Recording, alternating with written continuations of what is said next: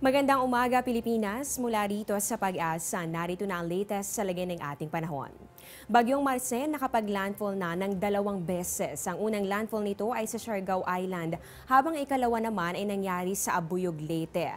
Base sa pinakahuling datos ng Pag-asa, namataan po ang bagyo sa may baybayin ng Baybay, Leyte at napanatili po nito ang taglay na lakas. Meron po itong maximum sustained winds na aabot ng 55 kilometers per hour at pabugsong papalo naman ng 95 kilometers per hour. Bahagyang nagbago ang direksyon ng bagyo, ngayon po ay kumikilos na yan pa west-northwest sa bilis pa rin na 19 kilometers per hour. Ang bagyong Marcel magdadala ng katamtaman hanggang sa malalakas na pag-ulan, lalong-lalo na sa mga lugar na nasasakupan ng 300 kilometers diameter nito.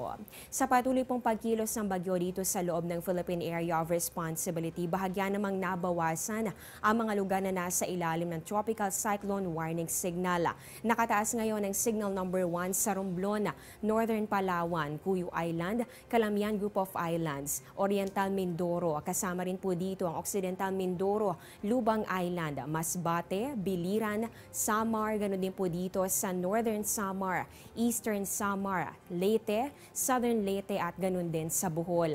Nasa ilalim rin ng signal number 1 ang Cebu, Bantayan Island, Camotes Island, Negros Oriental at Negros Occidental. Kabilang din dito ang Iloilo, Capiz, Aklan, Antique at Guimaras. Para sa mga residente ng nabanggit na lugar, magdoble ingat po kayo dahil posibleng maranasan ang lakas ng hangin nga abot ng 30 to 60 kilometers per hour. Sa loob po yan ng 36 hours. Diyan lamang po kayo, magbabalik kami matapos ang isang paalala.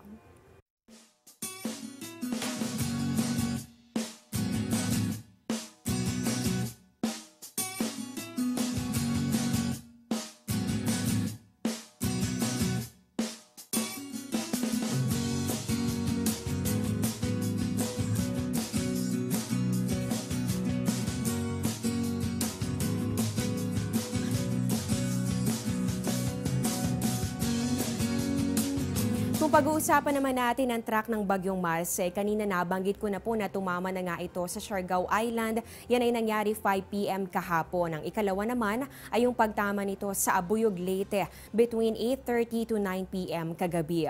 Ayon kay Pag-asa weather forecaster Glyza Esculiar, sunod po itong tatama sa Northern Cebu, ganoon din sa northern part ng Panay Island. At ang last expected landfall po nito ay sa Calamian Islands bago ito tuluyang lumabas ng Philippine Area of Responsibility sa Linggo ng gabi o kaya naman ay sa Lunes ng madaling araw.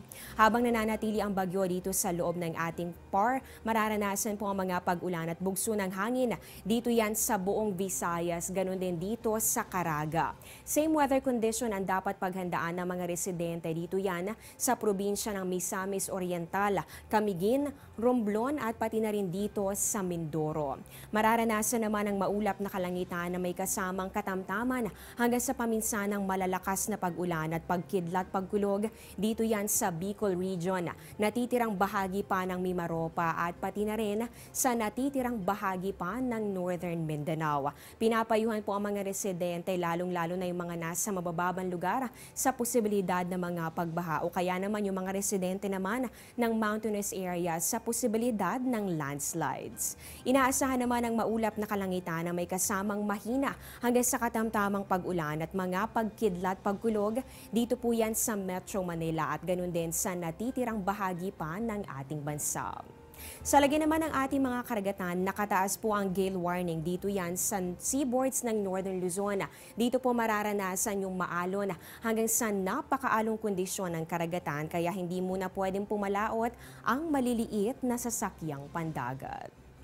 Samantala, para naman sa ating sunrise mamaya, mangyayari po yan 6:02 ng umaga habang yung sunset naman 5:24 ng hapon.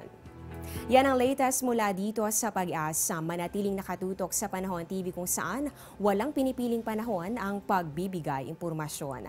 Ako po ang inyong weather lover Amor La Rosa. Magandang umaga.